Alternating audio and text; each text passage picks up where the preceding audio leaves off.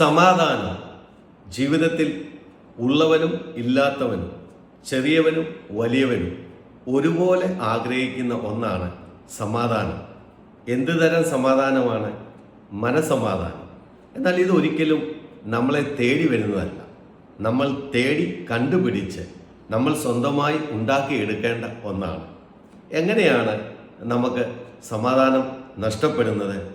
താൽക്കാലിക സുഖങ്ങളുടെ പിന്നാലെ ഓടി നടക്കുകയും വെറുപ്പും വൈരാഗ്യവും വിദ്വേഷവും അരിശവും കോപവും ഒക്കെ ഹൃദയത്തിൽ സൂക്ഷിച്ചു വെക്കുന്നതിലൂടെയാണ് നമുക്കിത് നഷ്ടപ്പെടുന്നത്. എങ്ങനെയുള്ളവർക്കാണ് ഇത് ലഭിക്കുന്നത്?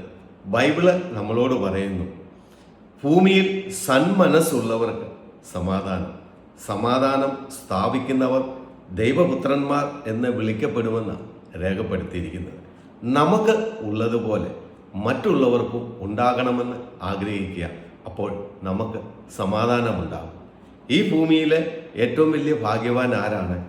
സമാധാനമുള്ളവനാണ്. ദൈവം നിങ്ങളെ അനുഗ്രഹിക്കട്ടെ.